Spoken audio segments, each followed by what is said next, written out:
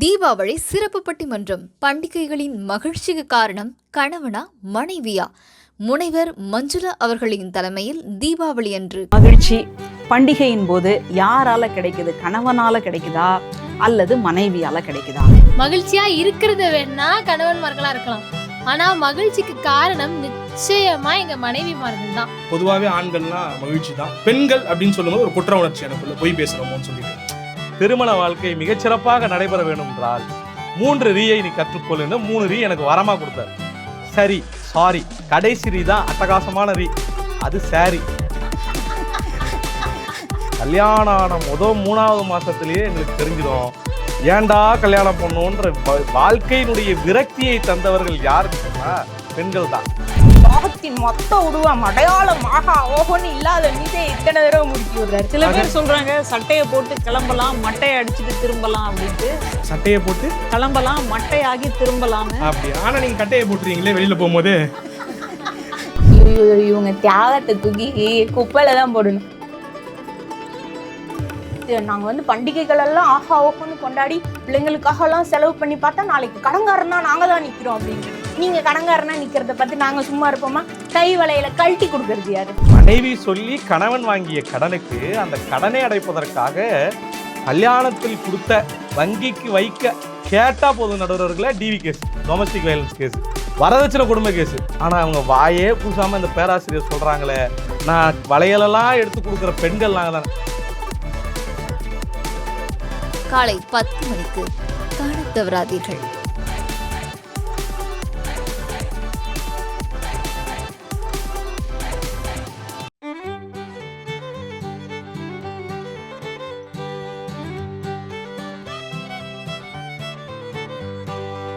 தமிழுக்கும் அமுதென்று பேர், அந்த தமிழ் இன்ப தமிழ் எங்கள் உயிருக்கு நேர், தமிழுக்கு நிலவென்று பேர், இன்ப தமிழ் எங்கள் சமூகத்தின் விளைவுக்கு நீர், தமிழுக்கு மனம் என்று பேர், இன்ப தமிழ் எங்கள் வாழ்வுக்கு நிருமித்த ஊர், தமிழுக்கு மதுவென்று பேர், இன்ப தமிழ் எங்கள் உரிமை செம் பயிருக்கு வேர் என்கின்ற புரட்சி பாவலர் பாரதிதாசனுடைய வரிகளை சொல்லி இந்த அற்புதமான நன்னாளில் ஒரு பட்டிமன்ற நிகழ்வுக்கு உங்கள் அனைவரையும் நாங்கள் வரவேற்று மகிழ்கின்றோம். இந்தியா தமிழ் என்கின்ற வலையொலி காட்சி மூலமாக இந்த நிகழ்ச்சியை கண்டு கழித்து கொண்டிருக்கின்றோம். ஒரு பண்டிகை அப்படின்னு சொன்னாலே நம்ம மனசுக்குள்ள ஒரு நிறைய மத்தாப்புகளாக பூத்து பூத்து பூத்து பூத்து பொங்கும்.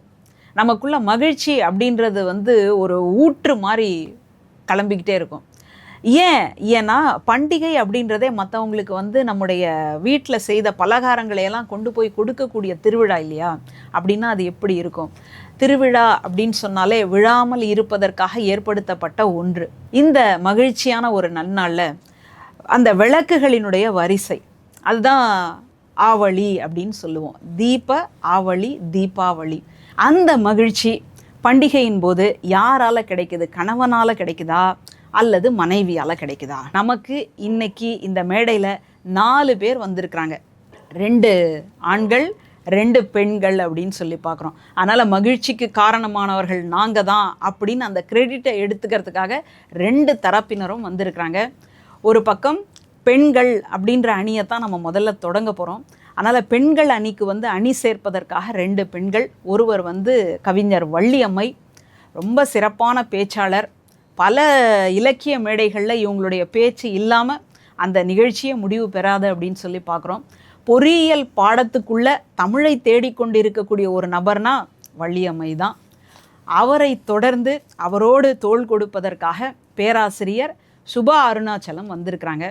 மற்றவங்கெல்லாம் பேருக்கு ஆசிரியராக இருப்பாங்க, உண்மையிலேயே பேராசிரியராக இருக்கக்கூடியவங்க தான் சுபா அருணாச்சலம் அவர்கள். அடித்து பேசுகிறதுக்காக வந்திருக்கிறாங்க. அதுக்கெல்லாம் நாங்கள் சலைச்சிருவோமா, அதுக்கெல்லாம் நாங்கள் விட்டு கொடுத்துருவோமா அப்படின்னு சொல்கிறதுக்காக நம்முடைய வழக்கறிஞர் முனீஸ்வரன் அவர்கள் வந்திருக்கிறாங்க. வழக்கறிஞர்னு சொன்னாலே வாதத்தில் கெட்டிக்காரங்க. அந்த வாதத்தில் கெட்டிக்காரங்கன்னு தெரிஞ்சதுக்கப்புறமா கூட பெண்கள் வந்திருக்கிறாங்க அப்படின்னு சொன்னால் அப்போ அவங்கக்கிட்ட சரக்கு இல்லாமல் வந்திருப்பாங்களா அப்படின்ற ஒரு கேள்வி நம்மக்கிட்ட இருக்குது. இருந்தாலும் வழக்கறிஞர் அப்படின்ற தன்னுடைய பணியை இன்னைக்கு இந்த மேடையிலையும் சிறப்பாக செய்வதற்காக முனீஸ்வரன் அவர்கள் வந்திருக்கிறாங்க. அதனால் கணவன்மார்கள் தாங்க அந்த வீட்டினுடைய தூண், அந்த குடும்பத்தினுடைய தூண், அந்த பிள்ளைகளினுடைய தூண். மகிழ்ச்சிக்கும் நாங்கள் தாங்க அப்படின்னு சொல்கிறதுக்காக அவர் வந்திருக்கார். அவரோட தோள் கொடுத்து அந்த அணியை நிமிர்த்தி பிடிப்பதற்காக ஊடகவியலாளர் தமிழரசன் வந்திருக்கிறாரு. தமிழரசனுடைய தமிழை கேட்குறது அப்படின்றதே ஒரு தவம்தான். அவர் நம்மளை அப்படியே கிடுக்குப்பிடி மாதிரி போட்டு இப்படி அப்படி நகர விடாமல் ஒரு கேள்வியில் நம்மளை கொத்தி எடுத்துருவார். அப்படியான ஒரு நபர் இன்னைக்கு கணவன்மார்கள் தான் பண்டிகையினுடைய மகிழ்ச்சிக்கு காரணம் அப்படின்னு பேச போகிறாங்க.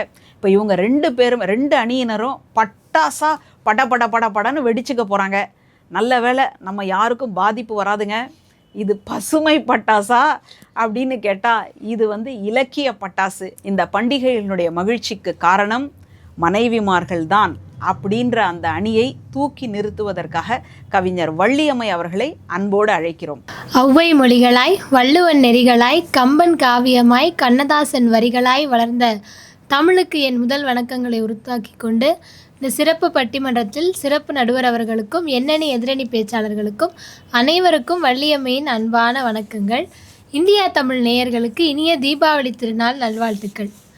நடுவர் அவர்களே, தலைப்பு ரொம்ப எளிமையான தலைப்பு. பண்டிகைகளின் மகிழ்ச்சிக்கு காரணம் கணவன்மார்களா மனைவிமார்களா அப்படின்னு. எனக்கு தெரிஞ்ச எதிரணியில் இருக்கவங்க நீங்கள் சொன்ன மாதிரி தலைப்பை மாற்றி புரிஞ்சுட்டு வந்திருக்காங்க.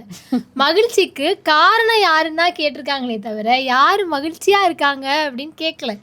மகிழ்ச்சியாக இருக்கிறது வேணா கணவன்மார்களாக இருக்கலாம், ஆனால் மகிழ்ச்சிக்கு காரணம் நிச்சயமாக எங்கள் மனைவிமார்கள் தான். ஆண்களுக்கு அவங்களுக்கு பொதுவாக வீட்டில் பாருங்களேன், எந்த பொருளை எங்கே வச்சாங்க, எந்த பொருளை எங்கேருந்து எடுக்கணுன்னே அவங்களுக்கு தெரியாது. பாதி விஷயத்த மறந்துட்டு தேடி மனைவிமார்கள் தான் எடுத்து கொடுக்கணும்.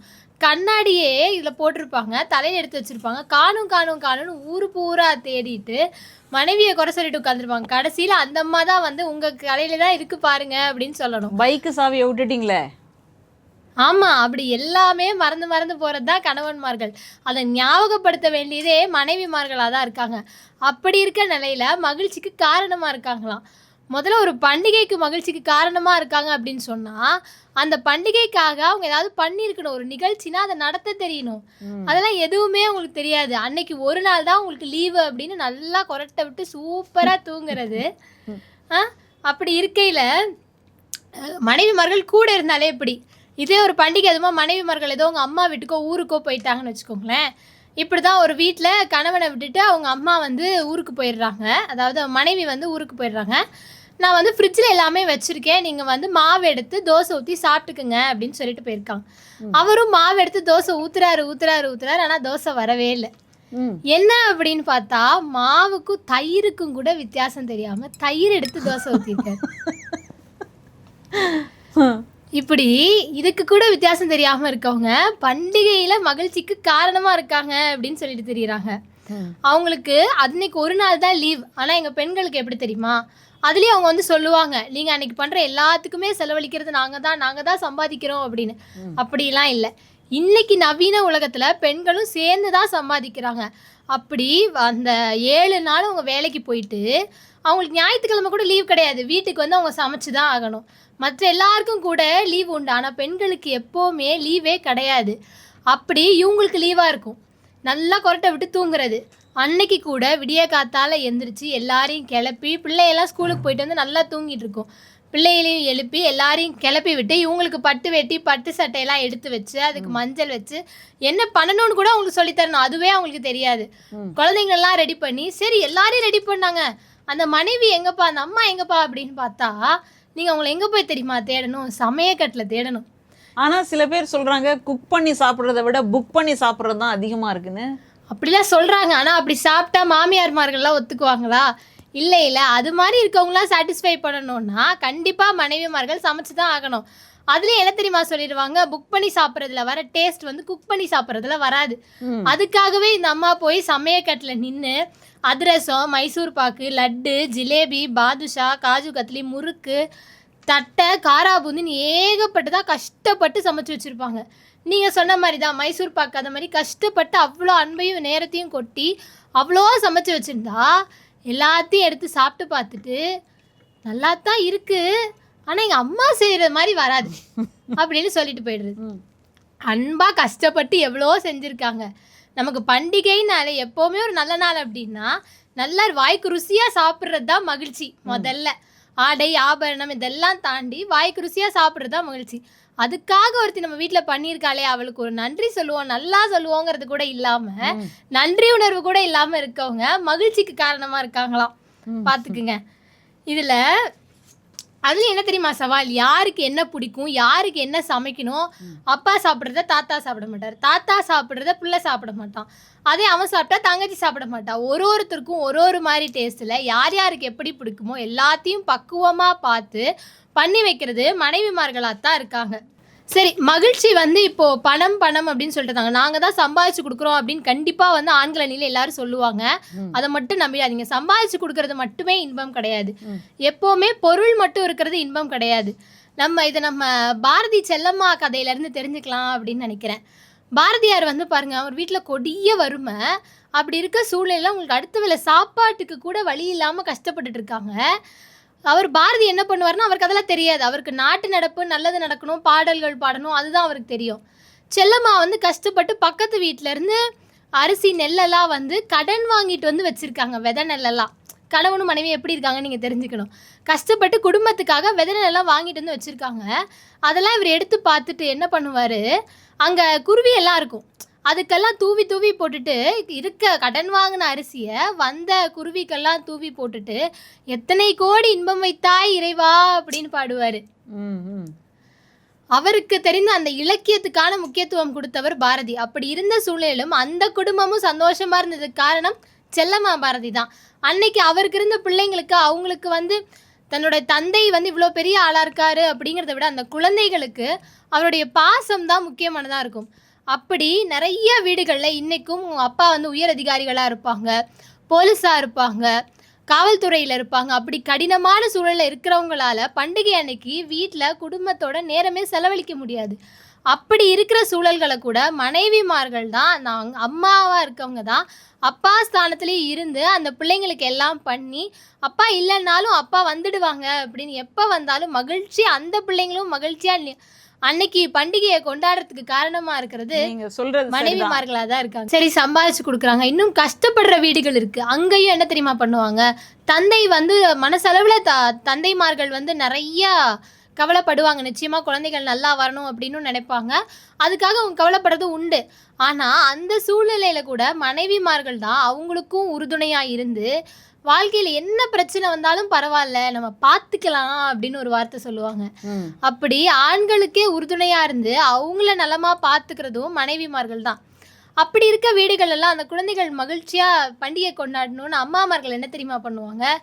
நான் கூட சமீபமாக தான் எங்கள் பக்கத்து வீட்டு அக்கா கிட்ட இருந்து கற்றுக்கிட்டேன். சில மாதங்களுக்கு முன்னாடியே எந்தெந்த சில இதில் சிட்டுகள்லாம் கொடுப்பாங்க, இந்த மாதிரி வெடிகள் வாங்குறதுக்கு. அதெல்லாம் முன்கூட்டியே பார்த்து தெரிஞ்சு வச்சு, பிள்ளைங்களுக்கு என்ன வேணும், எது வந்து நம்ம பட்ஜெட்குள்ளே வரும் அப்படிங்கிறதெல்லாம் தெரிஞ்சு அதை முன்கூட்டியே போட்டு வச்சு, அந்த மாதிரி முறைகளில் சேமித்து சரி பண்டிகை வருது இன்னும் ஏதாவது வாங்கணும்னா புதுசாக மாவு அரைச்சி விற்பாங்க, சின்ன சின்ன தொழில்கள் பண்ணுவாங்க.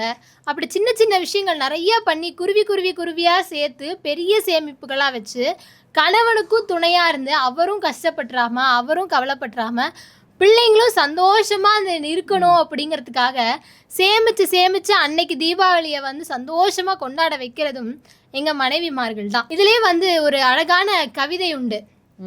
உப்பு அதிகமாக இருந்தால் அப்பா அதிகமாக சாப்பிடுவாங்க, காரம் அதிகமாக இருந்தால் தாத்தா அதிகமாக சாப்பிடுவாங்க, இனிப்பு அதிகமாக இருந்தால் தம்பி அதிகமாக சாப்பிடுவாங்க, புளிப்பு கொஞ்சம் கூடுதலாக இருந்தால் தங்கை வந்து எனக்கு ரொம்ப பிடிச்சிருக்கு அப்படின்னு சாப்பிடுவான். ஆனால் எங்கள் அம்மாமார்கள் எப்போ தெரியுமா சாப்பிடுவாங்க? சோறு மீதம் இருந்தால் தான் அம்மாமார்கள் சாப்பிடுவாங்க அப்படின்னு அந்த கவிதை முடிஞ்சிருக்கும். அப்படி குடும்பத்தினுடைய மகிழ்ச்சிக்காக, பண்டிகைகள்னு மட்டும் இல்லை, குடும்பத்தினுடைய மகிழ்ச்சிக்காக எப்போவுமே தங்களுடைய கவலைகளையும் மறந்து குடும்பத்துக்காக மகிழ்ச்சியாக இருக்கணும், எல்லாரும் நல்லா இருக்கணும் அப்படின்னு நினைக்கிறது நிச்சயமாக பெண்கள் தான், நிச்சயமாக மனைவிமார்கள் தான். இதுக்கு ஒரு மிகச்சிறந்த எடுத்துக்காட்டு ஒன்று இருக்குது. இது வந்து நடந்த கதை. கிளின்டன் அவர்களும் அவரோட மனைவியும் ஒரு நாள் வந்து காரில் வந்து போயிட்டுருக்காங்க. அப்போது ஒரு பெட்ரோல் பங்க்கில் அவங்க வண்டி நிற்கிது, பெட்ரோல் நிரப்பிட்டு இருக்காங்க. அப்போது கிளின்டனோட மனைவி சொல்கிறாங்க, இங்கே பெட்ரோல் போடுறாருல ஒருத்தர், ஆமாம் அவர் யார் அப்படின்னா, அவர் வந்து என்னுடைய முன்னாள் காதலராக இருந்தார், ஆனால் அவரை நான் ஏற்றுக்கலை அதனால் அப்படின்னு சொல்கிறாங்க. அது கிளின்டன் இல்லை சொன்னார், பரவாயில்ல நல்ல வேளை நீ அவரை ஏற்றுக்கலாம், அதனால தான் நீ இன்றைக்கி வந்து இவ்வளோ பெரிய ஒரு அதிபருடைய மனைவியாக இருக்க அப்படின்னு கிளின்டன் சொல்லியிருக்காரு. அதுக்கு அவங்க என்ன தெரியுமா சொன்னாங்களா, இல்லை அப்படி கிடையாது, இதே நான் அவரை ஏற்றுட்டு அவரை நான் கல்யாணம் பண்ணியிருந்தா அவர் அதிபராக இருந்திருப்பாரு, நீங்கள் இங்கே நின்று பெட்ரோல் போட்டுட்டு இருந்திருப்பீங்க அப்படின்னு. அதுதான் உண்மையும் கூட. பெண்கள் வாழ்க்கைக்குள்ளே வந்தால் தான் ஒரு அழகே இருக்கும். பெண்கள்லாம் அழகு தான், ஒரு அழகு மகிழ்ச்சி எல்லாமே பெண்கள் வந்தால் தான் இருக்கும். அப்படி நிச்சயமாக ஆண்களுடைய வாழ்க்கையை மகிழ்ச்சியாக மாற்றுறதும் பெண்கள் தான். குடும்பத்துக்காக தங்களை வருத்திக்கிட்டு தங்களோட கவலைகளையும் மறைச்சிட்டு எல்லாருக்காகவும் மகிழ்ச்சியாக இருக்கணும்னு காரணமாக இருக்கிறது நிச்சயமாக பெண்கள் தான். நீங்கள் ஆரம்பத்தில் சொன்னீங்க ஒரு பீஸாவுக்கு வந்து பேஸ் இருக்கும், அதில் டாப்பிங்ஸாக யார் இருக்காங்க அப்படின்னு. நான் சொல்கிற நடுவர்களே, பண்டிகைன்னு மட்டும் இல்லை, எல்லா நாட்கள்லையும் குடும்பத்துக்காக பேஸாகவும் சரி அந்த பீஸாவில் இருக்க டாப்பிங்ஸாகவும் சரி இருக்கிறது நிச்சயமாக எங்கள் மனைவிமார்கள் தான். அதை வாங்கி சாப்பிட்றது வேணால் கணவன்மார்களாக இருப்பாங்களே தவிர அவங்களால பேஸாகவும் இருக்க முடியாது, டாப்பிங்ஸாகவும் இருக்க முடியாது நடுவர்களே. அதனால் நிச்சயமாக பண்டிகைகளில் மகிழ்ச்சிக்கு காரணம் மனைவிமார்களே என்று சொல்லி இந்த நல்வாய்ப்புக்கு நன்றி கூறி விடைபெறுகிறேன். நன்றி, வணக்கம். ஆண்கள்லாம் தன்னோட சொந்த காலில் நிற்கிறதுக்கே நாங்கள்லாம் பந்தக்கால் போட்டு வந்ததான் உண்டு அப்படின்னு சொல்லி ரொம்ப பெருமையாக வந்து பேசியிருக்கிறாங்க கவிஞர் வள்ளியம்மை. இப்போது அவங்களுக்கு வந்து பதில் சொல்லணும், அந்த அணியை வந்து தூக்கி நிறுத்தணும், வச்ச குற்றச்சாட்டுகள்லாம் இல்லை அப்படின்னு சொல்லி மறுக்கணும். அதுக்கு சரியான நபர் அப்படின்னா ஊடகவியலாளர் தமிழரசன் தான். வாங்க உங்களுடைய கருத்துக்களை பதிவு பண்ணுங்கள். உலக தமிழர்களுக்கு வணக்கம் அப்படின்னு சொல்லலான்னு எனக்கு ஆசை தான். ஆனால் அப்படி சொல்லி பார்க்காதவங்களுக்கு எதுக்கு வணக்கம் சொல்லணுன்ட்டு இந்தியா தமிழை பார்க்கக்கூடிய இந்த நிகழ்ச்சியை கண்டு ரசிக்கக்கூடிய தமிழர்கள் அத்துணை பேருக்கும் என்னுடைய வணக்கத்தை தெரிவிச்சுக்கிறேன். இதை தாண்டி இந்த நிகழ்ச்சிக்கு நடுவராக பொறுப்பேற்றிருக்கக்கூடிய பேராசிரியர் அவர்களுக்கும் எதிரணி பேச்சாளர் அவர்களுக்கும் இங்கே என்னோடு சேர்ந்து பேசக்கூடிய இன்னும் வரல, அவர் வந்தார்னா சந்தோஷம், அவருக்கும் என்னுடைய வணக்கத்தை தெரிவிச்சுக்கிட்டு நேராக நிகழ்ச்சிக்குள்ளே போகலாம்னு தோணுது. அதுக்கு முன்னாடி எனக்கு நீண்ட நாள் ஆசை ஒன்று இருக்குது. என்னன்னாக்கா, நான் பட்டிமன்றம் பேசணும்னு சின்ன வயசுலேருந்தே ஆசை, ஆனதுக்கான வாய்ப்பும் சூழலும் எனக்கு அமையலை. அதில் ஒரு வார்த்தை அடிக்கடி சொல்லுவாங்க, அதை நான் ஒரு வாட்டி சொல்லிக்கலான்னு பார்க்குறேன் மேடம், உங்கள் அனுமதியோட. நடுவர் அவர்களே, நடுவர் அவர்களே, நடுவர் அவர்களே. இந்த வார்த்தை சின்ன வயசுலேருந்து எனக்கு ஒரு எக்ஸைட்மெண்ட்டை கொடுக்கக்கூடிய ஒரு வார்த்தை. அந்த வார்த்தையை எப்படியாவது பயன்படுத்தணும்னு நினச்சேன். கடைசியில் நிறுவனத்தினுடைய தலைவர் வந்து எனக்கு ஏற்படுத்தி கொடுத்துருக்காரு. எனக்கு கூட ஒரு ஆசை உண்டு, என்ன யாராவது நடுவர் அவர்களேன்னு கூப்பிடணும்னு. இன்னைக்கு நிறைவேறிச்சு. 2 பேருக்கு அந்த சந்தோஷம். ஓகே, அந்த வகையில் உங்களை திருப்பி ஒரு வாட்டி நடுவர் அவர்களே அப்படின்னு சொல்லிட்டேன். ஓகே, ரெண்டாவது அடுத்து சரி, உங்கள் எல்லாருக்கும் வணக்கம் சொல்லியாச்சு, தமிழர்களுக்கு வணக்கம் சொல்லியாச்சு, தமிழுக்கு வணக்கம் சொல்லணும் இல்லையா? நீங்களும் தமிழுக்கு நெடிய ஒரு வாசிப்பை கொடுத்து வணக்கம் சொல்லிட்டீங்க. எதிரணி பேச்சாளர் அவர்களும் நிறைய சொல்லிட்டாங்க. அவங்க அடிக்கடி சொன்னாங்க, இந்த மாதிரி ஜெண்டர் நாலேஜ் கிடையாது ஆண்களுக்கு. எனக்கு உண்மையிலே ஜெண்டர் நாலேஜ் கிடையாது, ஜெண்டர்லாகவும் நாலேஜ் கிடையாது. அதனால தமிழுக்கு தமிழோட வணக்கம். இதை நீங்கள் ரெண்டாக புரிஞ்சுக்கலாம். என்னன்னாக்கா, தமிழை சிறப்பிக்கிற அளவுக்கு தமிழ்லேயே வார்த்தைகள் இல்லை அப்படின்னு புரிஞ்சுக்கலாம். ரெண்டாவது, இந்த தமிழ்கிட்ட வார்த்தைகள் இல்லை அப்படின்னு புரிஞ்சுக்கலாம். ரெண்டுத்துல ஏதோ ஒன்று உண்மை. ஆக தமிழுக்கும் வணக்கம். வணக்கமே ஒரு நேரம் போய்கிட்டு இருக்கு. ஓகே, ஆக என்னன்னாக்கா வணக்கம் சொல்லியாச்சு. தலைப்பு என்ன கொடுத்துருக்காங்கனாக்கா, பண்டிகை நாட்களில் மகிழ்ச்சி தருவது, அதாவது மகிழ்ச்சியை ஏற்படுத்துவது குடும்பத்தில் வந்து ஆண்களா பெண்களா அப்படிங்கிற கேள்வி கேட்டிருக்கிறாங்க. இது ஆண்கள் அப்படின்னு சொல்லும் போதே என்னுடைய முகமலர்ச்சி நீங்கள் பார்க்கலாம். பொதுவாகவே ஆண்கள்னா மகிழ்ச்சி தான். பெண்கள் அப்படின்னு சொல்லும்போது ஒரு குற்ற உணர்ச்சி எனக்குள்ள, பொய் பேசுகிறோமோன்னு சொல்லிட்டு. ஆக அந்த குற்ற உணர்ச்சி இல்லாமல் முதல்ல பேசக்கூடிய அந்த எதிரணி பேச்சாளர் வந்து பேசிட்டு போயிருக்கிறாங்க. ஆக்சுவலாக எப்படி அதை பேசுனாங்கன்னு தெரியல. இந்த மகிழ்ச்சி அப்படின்னு சொல்லிட்டு நீங்கள் இந்த டாப்பிங்ஸ் சீஸ் அப்படிங்கிற மாதிரிலாம் சொல்லியிருந்தீங்க. எதிரணி பேச்சாளரும் அதை சொல்லிட்டு போனாங்க. அதாவது இதெல்லாம் எல்லாம் பண்ணாதான் ஏதோ ஒரு விளக்கம் சொன்னாங்க, அது மறந்துச்சு எனக்கு. இருந்தாலும் நான் என்ன சொல்ல வரேன்னாக்கா, இந்த மகிழ்ச்சி இருக்கு இல்லையா, இந்த பீஸா இதெல்லாம் விட்டுருங்க. நான் பீஸா இது வரைக்கும் சாப்பிட்டது கிடையாது. சீஸ் இருக்கோ இல்லை டாப்பிங்ஸ் இருக்கோ அதெல்லாம் பிரச்சனை கிடையாது. ஆண்களை பொறுத்த வரைக்கும் அவனுக்கு பீஸா இருந்தாலும் பிரச்சனை இல்லை, பிஞ்சு போன தோசை இருந்தாலும் பிரச்சனை இல்லை, புட்டு போட்ட இட்லி கொடுத்தாலும் சாப்பிட்டு போவான். ஆக மொத்தம் ஆண்கள் தங்களுடைய மகிழ்ச்சியை வந்துட்டு பெருசாக தேட மாட்டாங்க, பீஸாவெல்லாம் தேட மாட்டாங்க. அவங்களுக்கு எது கிடைச்சாலும் போதும் அப்படிங்கிறது தான் அவங்களுடைய மனநிலை. அந்த உதாரணத்துக்காக நான் சொல்ல வரேன். சில பேர் சொல்றாங்க, சட்டையை போட்டு கிளம்பலாம், மட்டையை அடிச்சுட்டு திரும்பலாம் அப்படின்ட்டு. சட்டையை போட்டு கிளம்பலாம், மட்டையாகி திரும்பலாம்னு. அப்படியா? ஆனா நீங்க கட்டையை போட்டுறீங்களே வெளியில போகும்போது. நாங்க ரெடி ஆகிறோம். ஏதாவது ஒரு கணவன் வந்து மனைவி இருக்கும் பொழுது சந்தோஷத்தை தேடி போய் வரலாறு உண்டா? நீங்க யோசிச்சு பாருங்க. ஏதாவது அவுட்டிங் போறோம் இல்லை டூர் போறோம் அப்படின்னாக்கா, உனக்கெல்லாம் எதுக்கு தான் பொண்டாட்டியோ, நீலாம் எதுக்கு தான் கல்யாணம் பண்ணியோ, இந்த வார்த்தையை கேட்கறாங்களா இல்லையா? ஆமா, உங்க கணவர்கிட்ட கேட்டதான் தெரியும். அவர் அப்படிதான் சொன்னாரு. முதல்ல பாக்குறதுக்கு முன்னாடி கல்யாணம் ஆகலையே அப்படின்னு சொல்லி லோன்லியா இருக்கேன்னு நினைச்சிட்டு இருந்தேன். கல்யாணம் ஆனதுக்கு அப்புறமா லோன்லியே இருக்கிறேனே அப்படின்னு நினைச்சிட்டு இருக்கிறேன் அப்படின்னாரு. அதுதான் மேம், ஆண்களும் தங்களை வருத்திக்கிட்டு, அதாவது தியாகத்தினுடைய மொத்த உருவமா கட்டமைக்கப்பட்டது தான் ஆண் அப்படிங்கிறது தான் நீங்க புரிஞ்சுக்கணும்.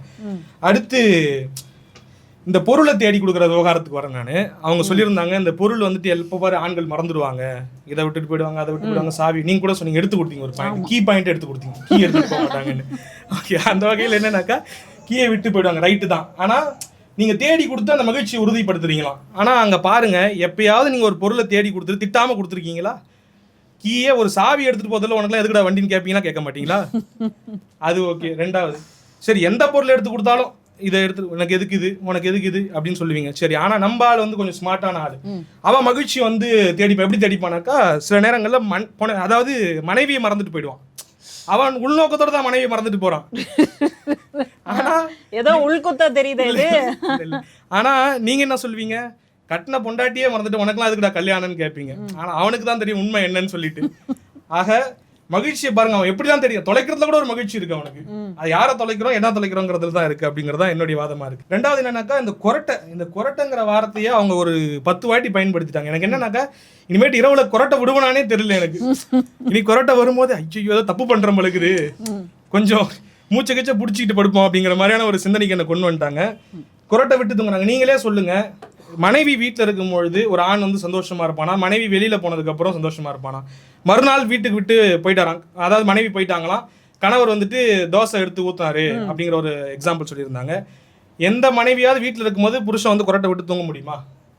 என்ன இப்படி ஒரு குற்றச்சாட்டை வைக்கிறீங்க? நீங்க சொல்லுங்க, கொரட்டை விட்டு தூங்க முடியுமா? அவங்க தூங்கும் போது அவங்க கூட தூங்கலாமே தவிர, மற்றபடி வந்துட்டு நம்ம தூங்கிட்டு அவங்க சும்மா இருப்பாங்களா? இருக்க மாட்டாங்க. எந்திரிச்சு இப்போ கடைக்கு போக மாட்டியா, இந்த பொருள் வாங்கிட்டு வர மாட்டியா, அந்த பொருள் நானே தான் வேலை செய்யணுமா, நீ எதுக்கு இருக்கிற, உனக்குலாம் எதுக்கு ஒரு ஃபேமிலி, உனக்குலாம் எதுக்கு ஒரு ஃபெஸ்டிவல் அப்படின்னு கேட்பாங்களா மாட்டாங்களா? கேட்பாங்களா? அப்ப அவங்க போய் தானே சொல்லியிருக்காங்க, கொஞ்சம் தள்ளி உட்காருங்க. என்ன இப்படி பேசிட்டாங்களே, கொஞ்சம் தள்ளி உட்காருங்க, அந்த டீம் வந்து விலகிட்டு. சரி ஓகே. அடுத்து என்னன்னாக்கா, இந்த மாவுக்கும் அதாவது தோசை மாவுக்கும் தயிருக்கும் வித்தியாசம் தெரியல. இப்படி இருக்காங்களே ஆண்கள். பாருங்க, அந்த ஆள் பாருங்க, தோசை மாவை விட்டுட்டு யாரோ ஒரு, உங்களுக்கு தெரியாத ஆள் தானே யாரோ, சரி ஓகே, அப்ப தயிரை எடுத்து ஊத்திருக்கிறாப்ல. அப்ப இதுல நீங்க நுட்பமான ஒரு விஷயத்தை புரிஞ்சுக்கணும். அந்த அம்மாவுக்கு தோசை மாவு பதமும் தெரியல, தயிர் பதமும் தெரியல, அந்த அளவுக்கு தான் தோசை மாவு வந்து ரெடி பண்ணி வச்சிருக்காங்க. அப்ப இது யார் குற்றம்? ஓகேவா? சிட்டுகள்லாம் கட்டி பண்ணுவாங்க இந்த மாதிரி வந்துட்டு தீபாவளிக்கு வந்துட்டு ரொம்ப அந்த மாதிரியான விஷயங்கள்லாம் ரொம்ப தீபாவளி ஃபண்டுனே பெருசு. ஆமா, அதுல உள்ளபடியே பாராட்டுக்குரியதான், அதுல மாற்று கருத்தே இல்லை. ஆனா இவங்க பாருங்க, சிட்டு கட்டி அந்த ஒரு இது. ஆனா கணவன் அதெல்லாம் யோசிக்க மாட்டான். எவ்வளவு ஒன்னா கடன் வாங்க, எத்தனை வட்டிக்கு ஒன்னா கடன் வாங்க, நம்ம குடும்பத்துக்கு அன்னைக்கு செலவு பண்ண போறோம் அப்படின்னு சொல்லிட்டு கடனை வாங்கிட்டு வந்துட்டு எல்லாத்தையும் செஞ்சிருவோம். உடனே வீட்டுல எல்லாருக்கும் மகிழ்ச்சி. நம்ம கணவர் வந்துட்டு நம்ம பிள்ளைகளுக்கு ட்ரெஸ் எடுத்து கொடுக்குறாரு, நமக்கு ட்ரெஸ் எடுத்து கொடுக்குறாரு, எல்லாம் ஓகே சூப்பர் அப்படின்னு சொல்லிட்டு அன்னைக்கு தீபாவளியை சிறப்பா கொண்டாடிடுவாங்க. கடைசியில் எங்க தெரியுமா வந்து பிரச்சனை வந்து நிற்கும், கடன்காரன் 2 வாரம் கழிச்சு வீட்டான வந்து நிற்பான். இப்ப இந்த மனைவி சொன்னாங்க இல்லையா, உங்களை மாதிரி ஹஸ்பண்ட் இல்லைங்க, உங்களை மாதிரி ஒரு புருஷன் கிடைச்சது நான் கொடுத்து வச்சிருக்கணுங்க, ஏன்னா இப்படி குடும்பத்துக்காக கடனை வாங்கி இந்த மாதிரி செலவு பண்றீங்களே அப்படின்னு சொன்னவங்க, சே இந்த கடங்கார பையனை போய் கட்டிக்கிட்டேன் பாரு, வீட்டுக்கு கடங்காரன் தேடி வரான் பாரு அப்படின்னு 2 வாரம் கழிச்சு இதே மனைவி பேசுவாங்க. அப்ப இதையெல்லாம் இந்த பழியெல்லாம் சுமந்துக்கிட்டு அவன் ஒரு விஷயத்தை செய்யறான் இல்லையா, அதுக்கு இந்த சிட்டி ஈடாகுமா? நீங்க சொல்லுங்க, சின்னதா கூட ஈடாகுமா? குழந்தைங்களுக்கு பட்டாசு வேணும் அப்படின்னு சொன்னா என்ன பண்ண முடியும்? ஆமா, அதெல்லாம் வாங்கி தானே ஆகணும். அப்போ இந்த ஃபண்டு போடுறதே பரவாயில்லையா இருக்கும் இல்லையா? ஃபண்டு போடுறது, நீங்க ஃபண்டுல வந்துட்டு சின்னதா தான் பொருள் வாங்க முடியும். ஆனா கடனை வாங்கியாவது அவன் ஒண்ணு அது பின்னாடி அந்த கடனை அடைச்சிடுவான்னு வச்சுக்கோங்க. அவனுடைய தியாகத்தை நீங்க பாக்கணும். பாராட்டியும் வாங்கிக்கிறான், கடங்கார பையலேன்னு சொல்லிட்டு வழியும் ஏத்துக்கிறான். ரொம்ப பெரிய தியாகமா இருக்கு. அடுத்து இதுல அவங்க சொன்னதுலேயே மிகப்பெரிய பொய் என்ன தெரியுமா, ஒரு ஸ்வீட்ஸ் பேர் வந்துட்டு ஒரு 10 பேர் எழுதிட்டு வந்துட்டாங்க. அதுல தப்பு கிடையாது, அது நம்ம உள்ளூர் ஸ்வீட்டா எழுதிட்டு வந்துருக்கணும். அதுல என்ன பண்ணிட்டாங்கன்னாக்கா, எனக்கு நீங்க சொல்லுங்க, எத்தனை தீபாவளி நீங்க கொண்டாடி இருக்கீங்க? பல தீபாவளி. என்னைக்காவது உங்க வீட்டுல காஜு கட்லி செஞ்சிருக்கீங்களா நீங்க? நல்ல ஸ்வீட் ஸ்டாலா பார்த்து, நல்ல மணக்க இருக்கக்கூடிய காஜு கட்லியை பேக் பண்ணி வாங்கிட்டு வந்துருவோம். ஆமா, எங்க அம்மா அதிரசமே சதுரமா தான் சுடுவாங்க. அந்த நிலைமையில தான் ஸ்வீட் இருக்கு எங்க வீட்டுல. ஓகேவா? இந்த நிலைமையில அவங்க அந்த அருமை தங்கை வாசிச்சதை பாருங்க, காஜு கட்லி அப்புறம் ரசகுல்லா இதமா அதெல்லாம் இல்லையா. இப்ப அந்த காஜு கட்லி தான் என் மனசு உறுதிக்கிட்டே இருந்துச்சு, அதனால அதை குறிச்சு வச்சுட்டேன். அதை மட்டும் மிஸ் பண்ணிடக்கூடாது அந்த பாயிண்ட்டை. ஆக பொய்யே பேசக்கூடிய அணின்னு தெரிஞ்சு போச்சு. இந்த பண்டிகை காலங்கள்ல ஆண்களும் பெண்களும் தங்களுடைய மகிழ்ச்சியை ஒவ்வொரு காலகட்டங்கள்லையும் எப்படி, பொதுவாக சொல்றேன், கணவன் மனைவி கடந்து இப்போ ஒரு ஆண் ஒரு சின்ன பையனாக இருக்கான், ஒரு சிறுவனாக இருக்கான் அப்படின்னாக்கா அவருடைய சந்தோஷங்கிறது என்ன இருக்கும், ஒரு புது ட்ரெஸ்ஸை போட்டுக்கிட்டு பட்டாசு வெடிக்கிறது அப்படிங்கிறது இருக்கும். அடுத்து ஒரு இளைஞனாக மாறுறானாக்கா அவனுடைய சந்தோஷங்கிறது 130 ரூபாயில் அடங்கிடும். படத்துக்கு போனோமா, பிடிச்ச நடிகருடைய சினிமா பார்த்தோமா வந்தோமான்னு ஆகிடும். அப்புறம் கணவனாக மாறும் பொழுது ஏதோ நம்ம ஏஞ்சி நம்ம கொண்டாட்டத்தில் ஒரு ஆளாக பங்கெடுத்துக்கிட்டா போதும், அதாவது மனைவியும் பிள்ளைகளும் சந்தோஷமாக இருந்தால் போதும் அப்படிங்கிறது தான் அவனுடைய சந்தோஷமாக இருக்கும். அவனுடைய சந்தோஷம்லாம் அங்கே காணாமல் போயிடும். கிழவன் ஆகிட்டோன்னா இன்னும் கொடுமை. நம்மளை என்னைக்கு கொண்டாட போகிறானுங்க தீபாவளியான்னு தெரியலையே, ஏமா எப்போ பாசக்கயிறை போட போகிறானு சொல்லிட்டு சோகத்தில் இருப்பான். தீபாவளியோ அவனுக்கு பொங்கலோ கிடையாது அவனுக்கு. அப்போ இப்படியாக இருக்கும். ஆனால் பெண்கள் பாருங்க, ஒவ்வொரு காலகட்டத்திலையும் சின்ன பொண்ணாக இருக்கும்போது அவங்க அப்பா அம்மா பார்த்து ட்ரெஸ் எடுத்து கொடுப்பாங்க.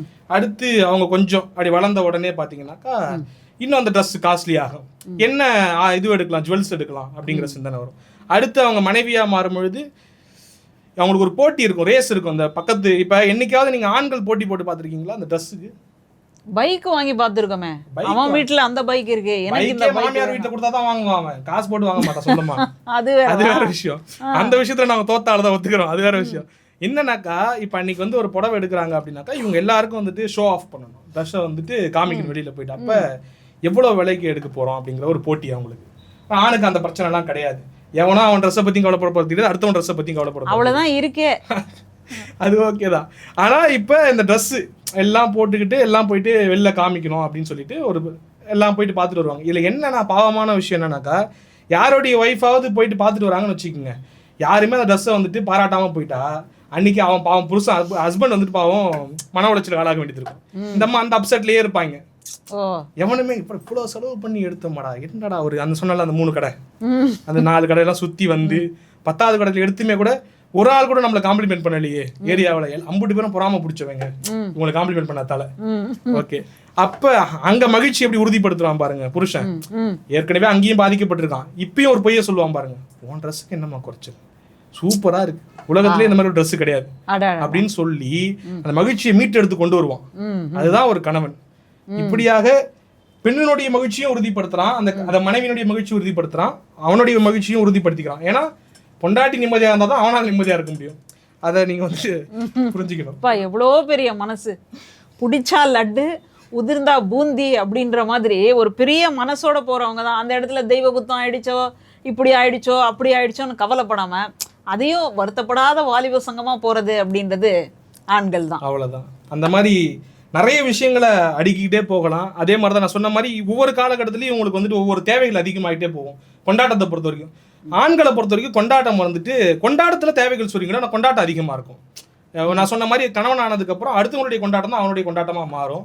இந்த மாதிரியான விஷயங்கள்லாம் நீங்கள் கணக்கில் எடுத்துக்கிட்டு, நான் பொதுவாக சொல்கிறது தான், இந்த பட்டிமன்றம்ங்கிறது வந்துட்டு இந்த 2 தரப்பு வாதத்தையும் கேட்டுட்டு தீர்ப்பு கொடுக்கணும் அப்படிலாம் கிடையாது. நமக்கு உண்மையிலேயே மனசாட்சி இருக்குது, யதார்த்த உண்மை தெரியுது அப்படின்னாக்கா தீர்ப்பு எழுதிட்டு கூட பட்டிமன்றத்தை நடத்த ஆரம்பிக்கலாம். அந்த வகையில் உங்களுக்கு யதார்த்தம் தெரியும், அறத்தின் பக்கம் நிற்பீங்க அப்படின்னு நினச்சிக்கிட்டு தீர்ப்பு ஆல்ரெடி எழுதிட்டீங்க, 2 அடி வேறு தள்ளி வந்துட்டீங்க நான் சொன்ன பாயிண்டில். அதனால் எங்களுடைய அணிக்கு தான் வெற்றி அப்படின்ட்டு. என்னன்னாக்கா வலு சேர்க்கறதுக்கு ஒரு ஆள் வருவாருன்னு நானும் பார்த்துக்கிட்டே இருக்கேன், பாயிண்ட்டை முடிக்கிறதுக்கு இன்னொரு ஆளை காணோம். அவர் வந்து மேலும் வலு சேர்த்து எங்கள் அணியை வெற்றி பெற செய்வார்.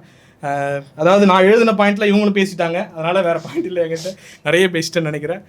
இந்த வாய்ப்புக்கு நன்றி கூறி விடைபெறுகிறேன். உண்மையிலே இந்த வாய்ப்பை எனக்கு ஏற்படுத்தி கொடுத்த முதல் பட்டிமன்றத்துக்கு விரைகிட்டு இருக்கக்கூடிய உங்கள் எல்லோருக்கும் பெரிய நன்றி. இதை தாண்டி என்னுடைய ஆசான் அருள்வனரசு அவர்களுக்கு, மூத்தவர் அவர்களுக்கு என்னுடைய நன்றியை தெரிவித்துக் கொண்டு விடைபெறுகிறேன். நன்றி, வணக்கம். அடுத்ததாக இல்லை என்னதான் அவங்க வந்து கணவன்மார்கள் தான் வந்து உயர்ந்தவர்கள், அவங்க தான் மகிழ்ச்சிக்கு காரணமானவர்கள் அப்படின்னு பேசினாலும் என்கிட்ட உண்மை இருக்குது, ஒரு உண்மை தெரிஞ்சாகணும் அப்படின்னு சொல்லி பேராசிரியர் சுபா அருணாச்சலம் வந்து வந்திருக்கிறாங்க. மலை இடை பிறந்து மாந்தர் தொழ உயர்ந்து உலகின் இருளை போக்கும் ஆற்றல் பெற்ற சக்தி 2 மட்டுமே, ஒன்று செங்கதிர், மற்றது செந்தமிழ் எனும் தண்டி அலங்கார புகழுரையை அன்னை தமிழுக்கு உரித்தாக்கி என் உரையை தொடங்குகிறேன். இன்னைக்கு நமக்கு பச்சை கலர் புடவை கட்டிட்டு வந்தாலும் மஞ்சளா தெரிகிற மஞ்சளாக்கா தான் நம்மளுடைய நடுவர். மிகச்சிறப்பான நடுவருக்கு தமிழ் வணக்கங்களை தெரிவித்துக் கொள்வோம். உங்க பக்கம்தான் நடுவர் அவர்களே, கலக்கெல்லாம் வந்திருக்கீங்க, அப்படியே பூலாம் வச்சுக்கிட்டு லிப்ஸ்டிக்லாம் போட்டுக்கிட்டு.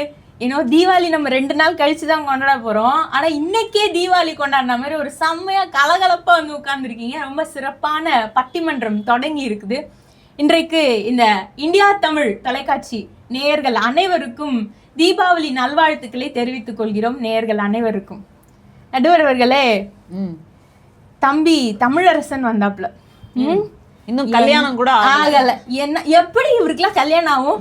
ஐயோ, எப்படி இவருக்குலாம் கல்யாணம் ஆகும்னு கேக்குறேன். தம்பி நீ மட்டும் உன் ஜாதகத்தை எங்களுக்கு அனுப்பி, அக்கா பொண்ணு இருந்தா சொல்லு, பொண்ணு இருந்தா சொல்லுன்னு கேட்டுக்கினே இருக்கிறல்ல, நீ மட்டும் வா, உனக்கு மூக்கிலே குத்தி அனுப்புறாங்க. எந்த பொண்ணு அமையும் உனக்கு? இந்த புலம்புனா ஹாப்பியா இருக்கீங்களா, ஹாப்பியா இல்லையான்னு தானே கேக்குறோம். அதுக்கு இந்த புலம்புறது ஏப்பா என்னப்பா இது? ஆனா தம்பிய முதல்ல நம்ம ஒரு நல்ல விஷயம் ஒண்ணு பண்ணுங்க.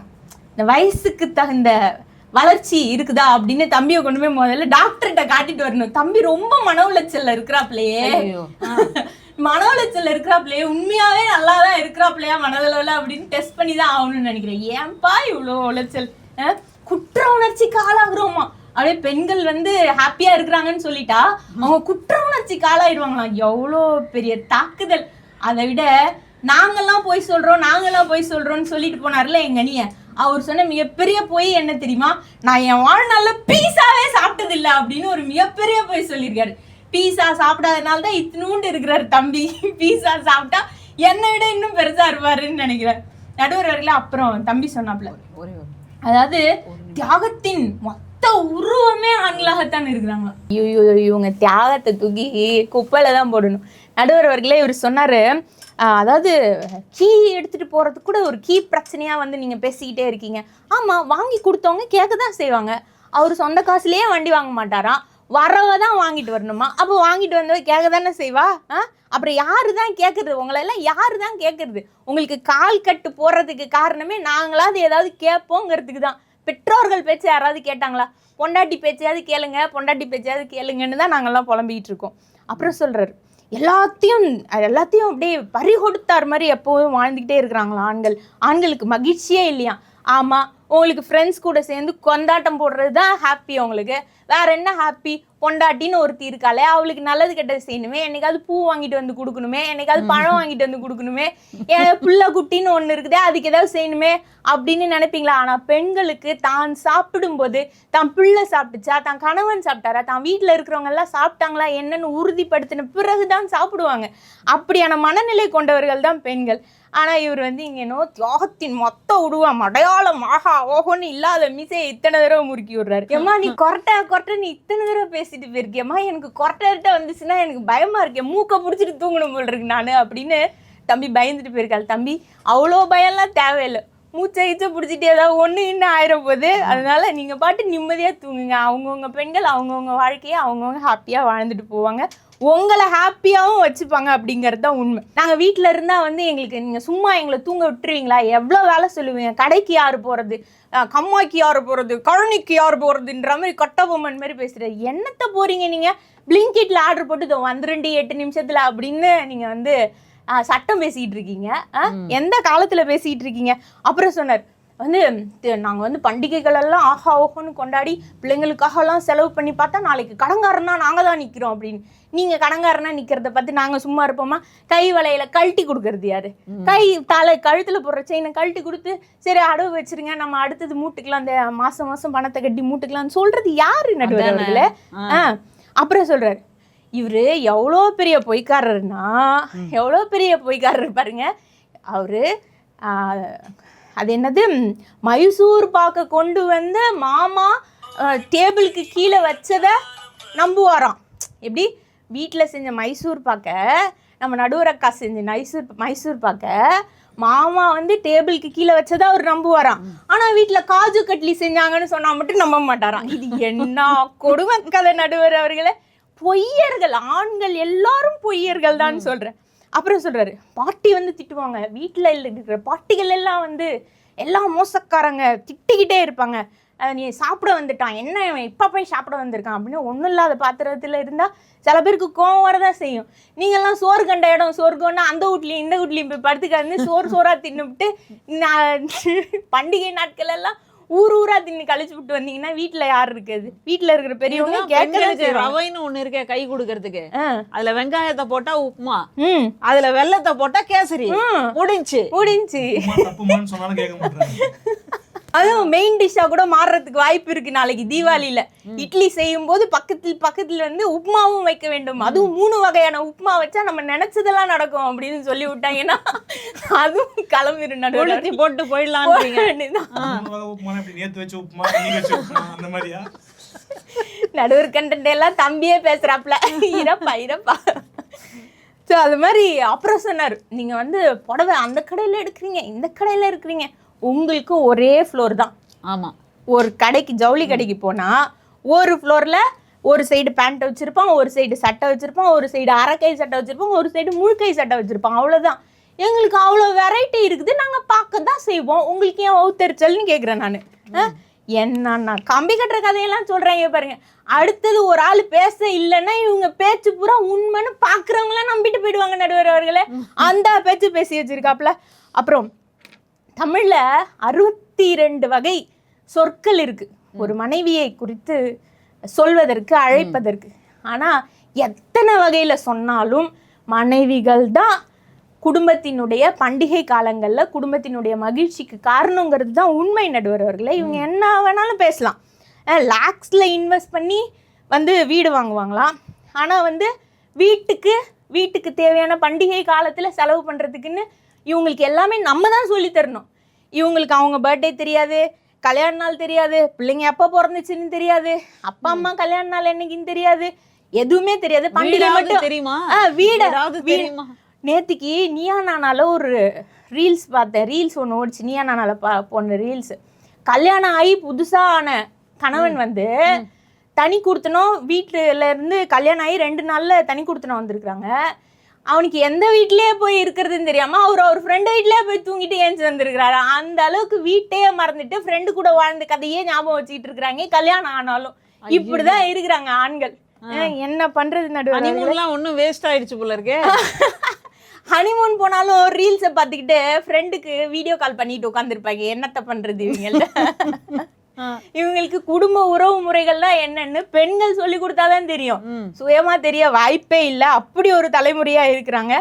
நல்ல நாள் கெட்ட நாள்னா இவங்களுக்கு என்னன்னே தெரியாது. எல்லாத்தையும் நம்ம தான் சொல்லி கொடுக்கணும். அவங்களுக்கு வாழ்க்கைனா இப்படிதான் வாழணுங்கிறத நம்ம சொல்லி கொடுத்தாதான் தெரியுது. இவங்கெல்லாம் இந்த பேச்சு பேசிக்கிட்டு இருக்காங்க. இந்த பலகாரம் செய்யறதே பக்கத்து வீட்டுக்கு கொடுக்கறதுக்காக தான் நடுவர் அவர்களே.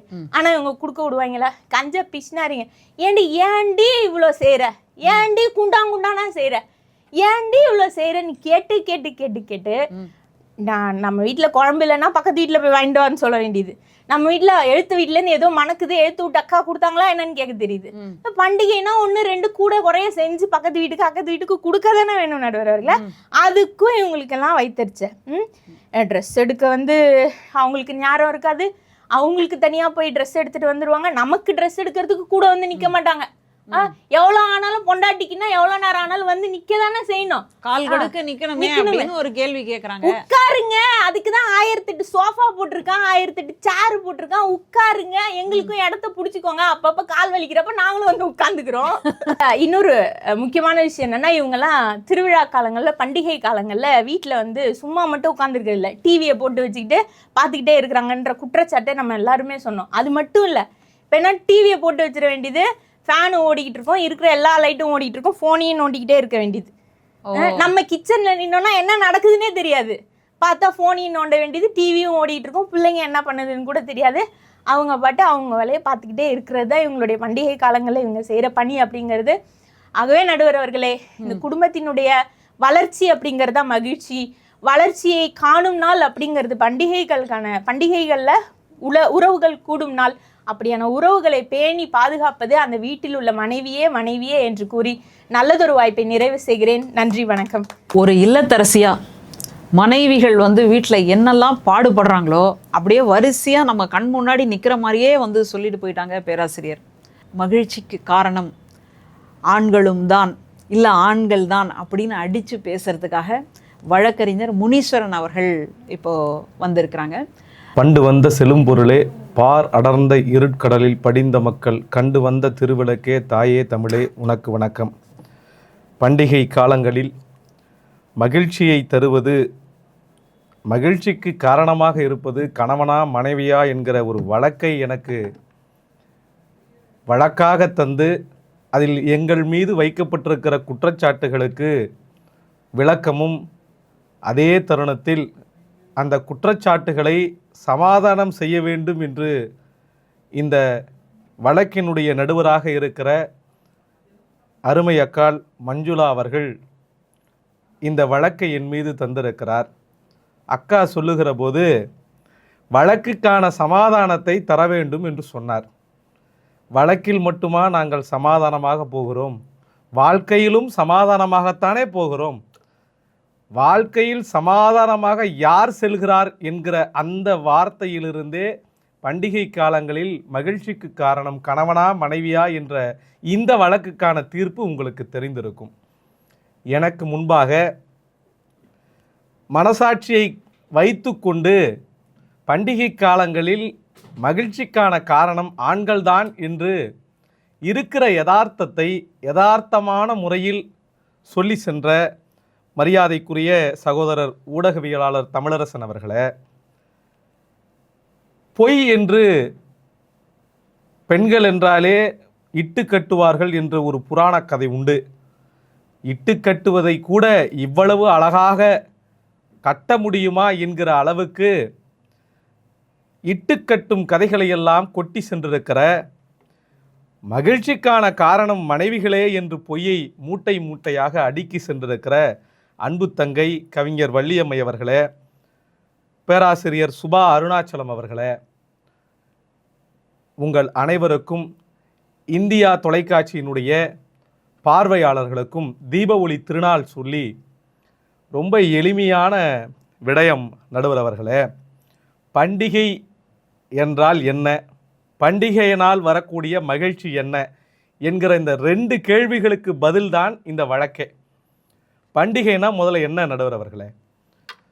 ஊர் கூடி தேர் இழுப்பது போல குடும்பத்தில் இருக்கும் உறவினர்களெல்லாம் அழைத்து ஒன்று கூடி கலந்து பேசி மகிழ்ந்து மகிழ்ச்சியை பரிமாறிக்கொள்வதற்காக உருவாக்கப்பட்டவைகள்தான் இந்த பண்டிகைகள் எல்லாம்.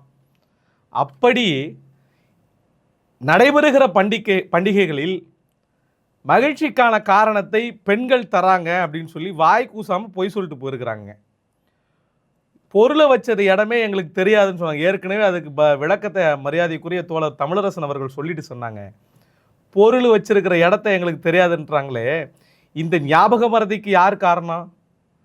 1 2 எல்லாத்தையும் எங்கள் மேலேயே திணிச்சா எங்களுக்கு என்னதாங்க ஞாபகம் இருக்கும்?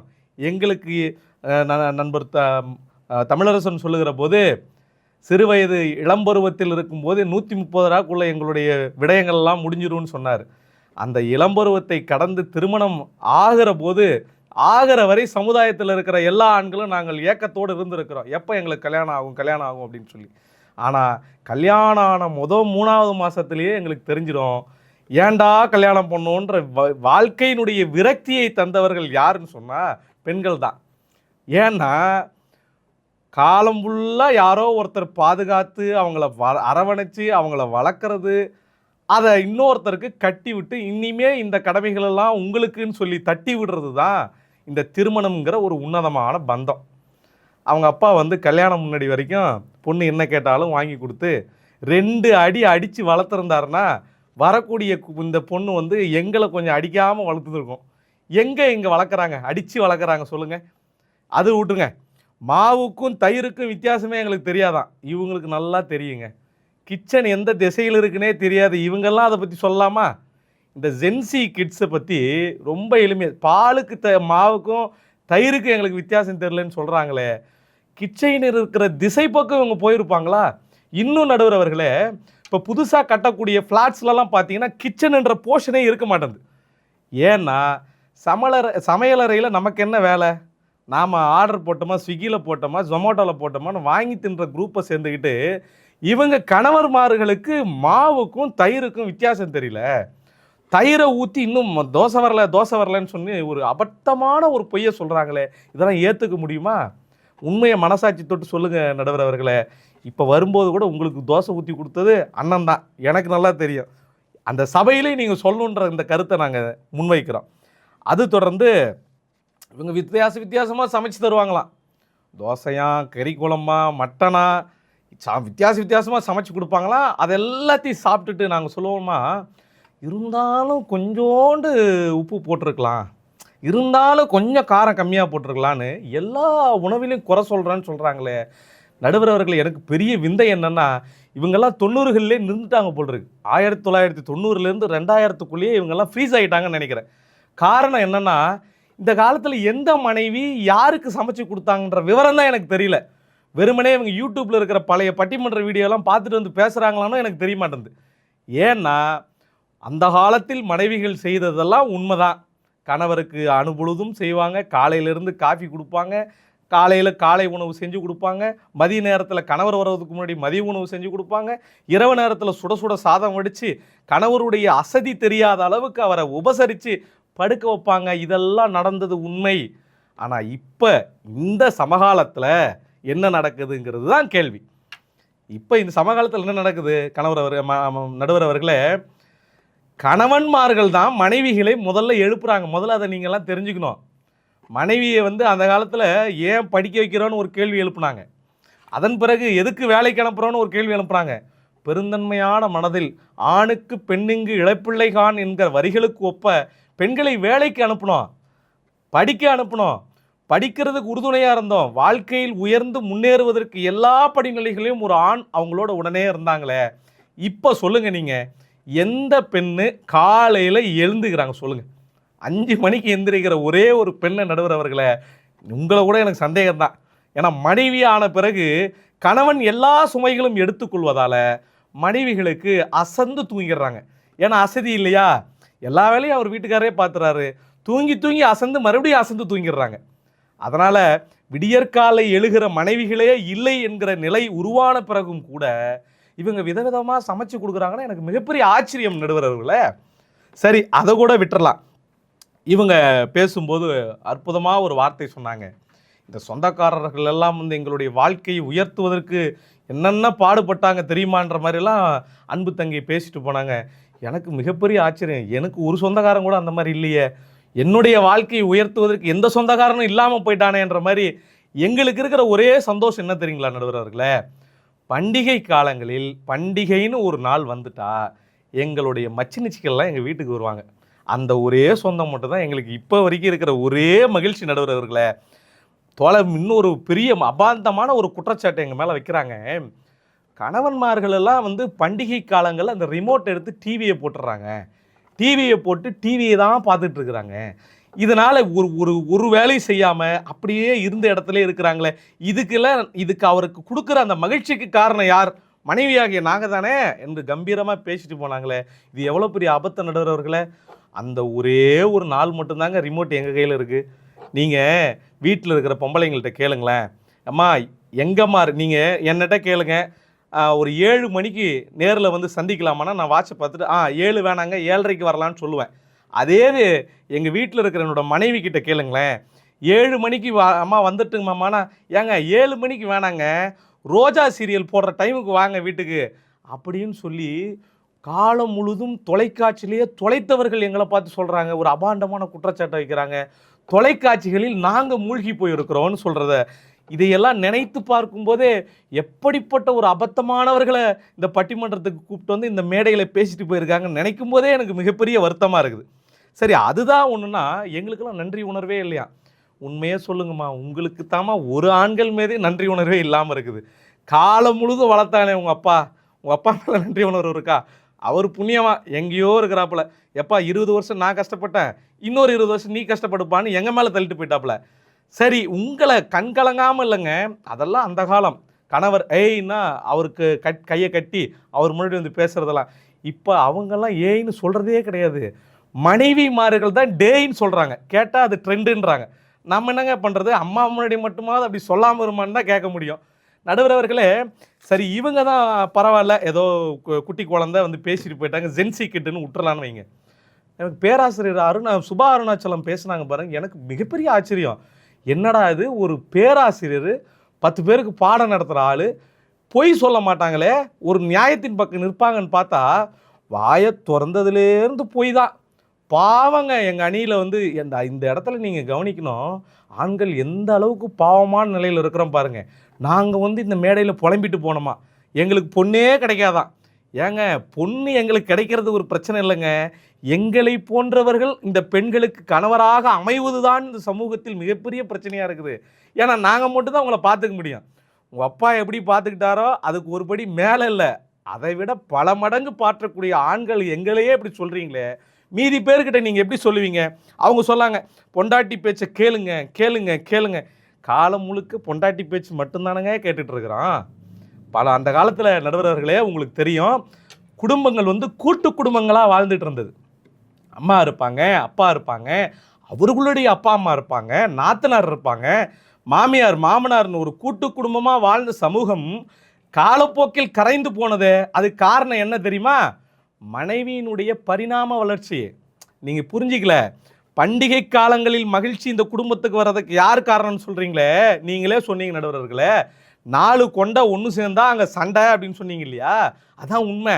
இந்த கொண்டைகளே சேரக்கூடாதுன்றதுக்காக தான் அம்மாவை ஒரு திசையிலையும் மனைவியை ஒரு திசையிலையும் வச்சிடறான். பண்டிகை காலத்துக்கு மட்டும் அப்படி வந்துட்டு ஓடி போயிடுங்கன்னு சொல்லிட்டு நாங்கள் அதை கட்டுக்கோப்பாக வச்சிட்ருக்குமே. அம்மாவையும் மனைவியும் ஒரே இடத்துல உட்காந்து மகிழ்ச்சியாக என்னைக்கு பேசுவாங்கன்ற எண்ணம் எங்களுக்கு எத்தனை முறை இருக்குது தெரியுங்களா? ஆனால் எங்களுக்கு உண்மை என்னன்னு எங்களுக்கு தெரியும். 2 பேரையும் பக்கத்தில் சேர்த்தா நடுவில் ஏற்கனவே நம்ம நண்பர் சொன்னது போல உடைய போவது கணவர்மார்களுடைய மண்டை என்பதை உறுதியாக தெரிந்து கொண்ட நாங்கள் மனைவியையும் மாமியாரையும் சேர்க்கறதே கிடையாதுங்க, தூரமாக வச்சிடறோம். சரி, எங்கள் அம்மா தான் அவங்களுக்கு பிரச்சனையா, சரி விடுங்க, அது ஒரு பக்கம் இருங்க. எனக்கு ஒரு மாமியார் இருக்காங்க இல்லையா, என் மனைவியுடைய அம்மா, அவங்க அதை விட அற்புதங்க. நைட்டு படுக்கும்போது பேசிட்டு படுத்துருப்பாங்க என் பொண்டாட்டிக்கிட்ட, ஏம்மா நல்லா இருக்கீங்களாம்மா, போயிங்கம்மா, வாங்கம்மா, பார்த்து பண்ணுங்கம்மா, இந்த மாதிரி பண்டிகைக்கு போனோம்மா, பரவாயில்லம்மா, நீ ஒரு 4-5 மணி நேரம் வந்து சாரியெல்லாம் எடுத்து முடிச்சுட்ட, புடவையெல்லாம் எடுத்து ஒரு 10 கடை ஏற்ற, எனக்கு கை காலெலாம் வலிக்குது, இருந்தாலும் பரவாயில்ல, நீ சந்தோஷமாக இருந்தால் போதுன்னு சொல்லி நான் வந்திருப்போம். எங்கள் அம்மாவுக்கு ஒரே ஒரு புடவைங்க, பாவம் இல்லையா, என்னை வளர்த்த தாய்க்கு ஒரு புடவை எடுத்து கொடுத்துருப்பேன். ஏன் நேரம் பாருங்கள், எடுத்த புடவை என் மாமியார் இருக்கும்போது என் பொண்டாட்டிகிட்ட காட்டிட்டு எங்கள் அம்மாவுக்கையும் கொடுத்துருப்பேன். நைட்டு நல்லா படுத்துருப்பாங்க. நான் படுத்து முடித்த பிறகு எங்கள் வீட்டில் வட்டமேசை மாநாடு நடக்கும் தொலைபேசியில். ஏண்டி உன் வீட்டுக்காரர் என்ன உங்கள் மாமியாருக்கு இப்படி ஒரு புடவை எடுத்து தரான், உனக்கு என்னடி எடுத்து கொடுத்தான்னா, சரி நான் தான் வந்து கிட்டத்தட்ட ஒரு 3 மணி நேரம் நின்று புடவை எடுத்து கொடுத்தனேன், உனக்கு ஒரு நன்றி விசுவாசம் இருக்கக்கூடாதா? உங்கள் அம்மாட்ட சொல்லியிருக்கலாம் இல்லையா, அதை விட இது காஸ்ட்லியான புடவைன்னு சும்மா ஒரு வார்த்தைக்கு சொல்லலாமா? ஏற்றி விடுவதெல்லாம் ஏற்றி விட்டுட்டு காலையில் விடியுங்க, கரெக்டாக வந்து பண்டிகை காலங்களில் சொந்தக்காரங்களாம் வீட்டுக்கு வரும். உங்களுக்கு தெரியும் நடுவர்களே, வீட்டுக்கு வந்தால் முதல் உபசரிப்பே தமிழருடைய பண்பாடு. அவங்க என்ன விரும்புகிறாங்களோ, தண்ணியோ தேநீரோ ஏதோ ஒன்று கொடுப்போம். நான் கேட்பேன், ஏம்மா மாமா வந்திருக்காருமா, ஒரு காஃபி போடுங்கம்மான்னு சொல்லுவேன். எனக்கு தெரியாது இல்லையா, ஏன்னா நைட்டு நல்லா சந்தோஷமாக பேசிட்டு படுத்துருக்கோம். காஃபி போடுமான்னு உள்ள ஒரே பாத்திரங்களுக்குள் சண்டை நடந்துக்கிட்டு இருக்கும். டமால் டுமில். எனக்கு என்னடா அது, நைட்டு ஒழுங்காக தானே பேசணும், என்ன பிரச்சனைனே புரியலன்னு நான் யோசிச்சுக்கிட்டே இருப்பேன் நடுவர்களே. காஃபி வரும். நீங்கள் எங்கள் வீட்டிலலாம் வந்து நம்ம கும்பகோணம் ஃபில்டர் காஃபி கப்பில் கொடுப்பாங்க இல்லையா, அதுதான் எங்கள் வீட்டில் கொடுக்குறது. கப்பில் காஃபி வரும் நடுவர்களே. வந்த பிறகு அந்த காஃபி டம்ளர் அப்படி டங்குன்னு அந்த டேபிளில் வைப்பாங்க பாருங்கள், அதுலேருந்து ஒரு துளி எழுந்து எங்கள் மாமா கண்ணில் படும். அவர் அந்த கன்னத்தில் பட்ட காஃபி துளி எடுத்து தொடச்சிக்கிட்டு, மாப்பிள்ளை இன்றைக்கி உங்களுக்கு விடிஞ்ச மாதிரி தான் பண்டிகை, நீங்கள் உங்கள் வேலையை பாருங்களேன், அவர் எந்திரிச்சு போய்கிட்டே இருப்பார் நடுவர்களே.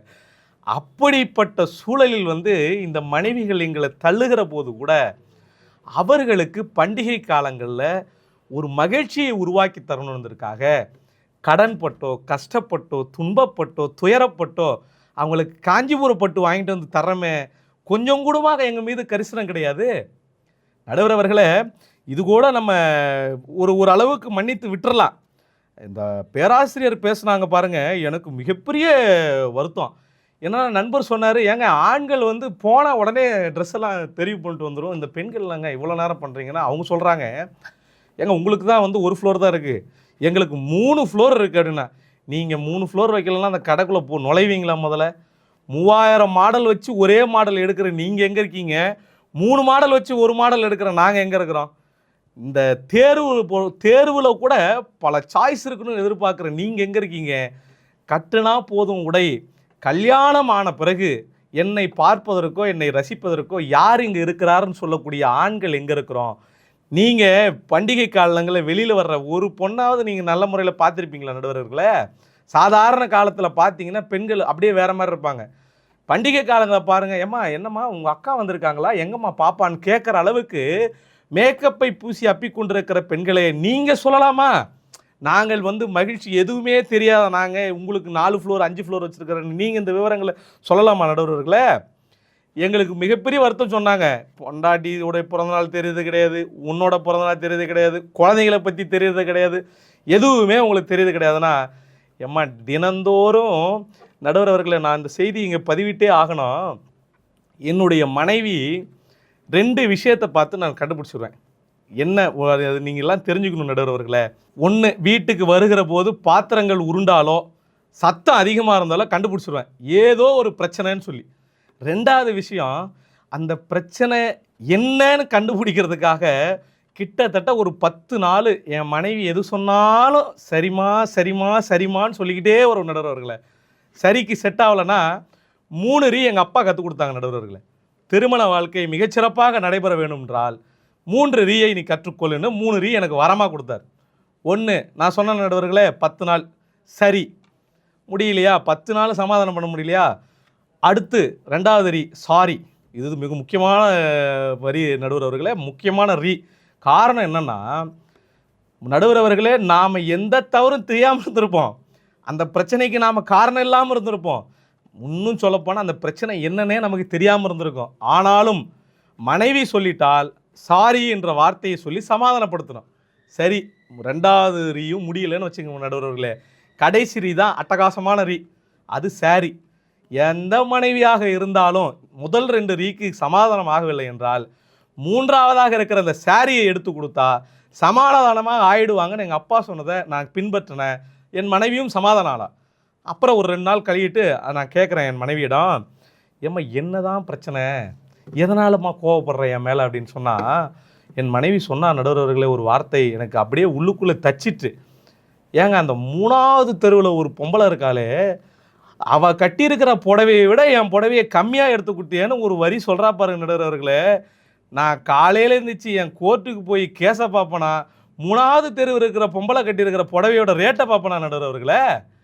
இந்த மாதிரி பெண்கள் இருக்கிற போது இவர்களுக்காக தியாகம் செய்கிற நாங்கள் பண்டிகை காலங்களில் ஏற்படுகிற மகிழ்ச்சிக்கு பெருமையோடு காரணம் நாங்கள் தான் சொல்லுவோமா, இல்லை எல்லா தியாகங்களையும் ஏற்றுக்கொண்டு அவங்களே எல்லா தியாகமும் நாங்கள் பண்ணுறோம் ஏற்றுக்கிட்டு ஒன்றுமே பண்ணல என் வீட்டுக்காரன்னு சொல்லக்கூடிய இந்த மனைவிமார்கள் ஏற்றுக்கிறது நியாயமாக நடுவர் அவர்களே?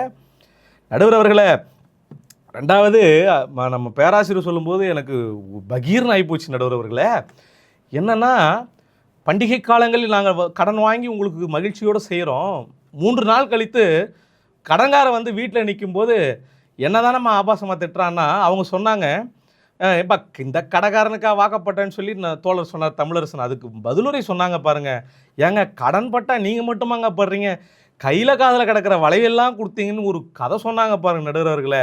நானும் கிட்டத்தட்ட ஒரு 10 ஆண்டு காலமாக இந்த வழக்கறிஞர் தொழிலில் இருக்கிற நடுவர்களே. எனக்கு தெரிந்து பல விவாகரத்து வழக்கு எதுக்காக வருது தெரியுங்களா?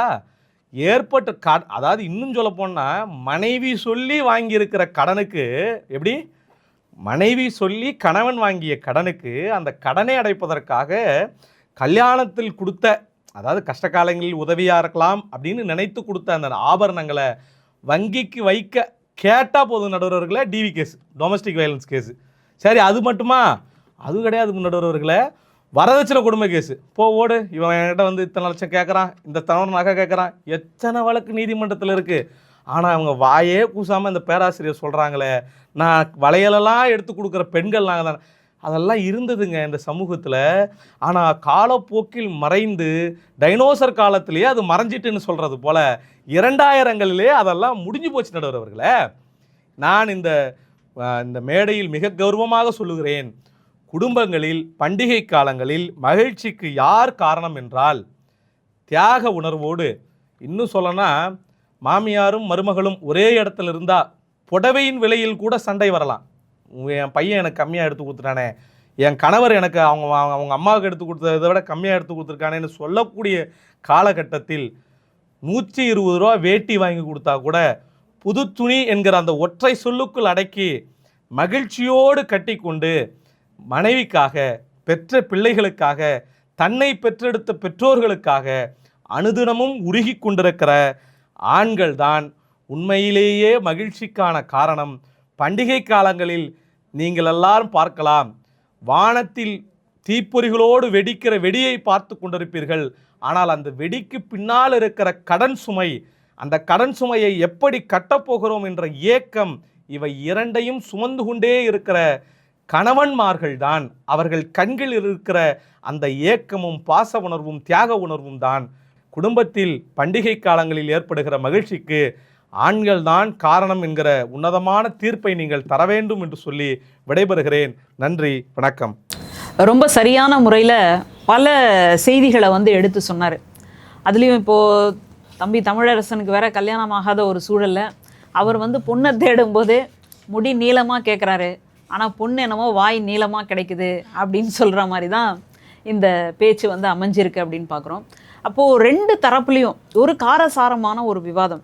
இங்கே இந்நேரம் பட்டாசை வச்சுருந்தோன்னா இவங்க பேசுகிற அந்த பேச்சிலேயே அது நெருப்பு பிடிச்சி படன்னு வெடிச்சிருக்கும் போல இருக்கு. அந்த அளவுக்கு ஒரு காரசாரமான விவாதத்தை இன்னைக்கு இந்த நாளில் நம்ம எல்லாருமே கேட்டோம்.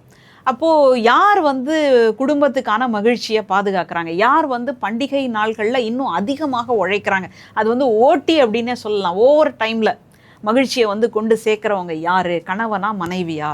அப்போது கணவனுக்கு தான் பொறுப்பு உண்டா, மனைவிக்கு பொறுப்பு இல்லையா? அல்லது மனைவிக்குத்தான் பொறுப்பு உண்டா, கணவனுக்கு பொறுப்பு இல்லையா?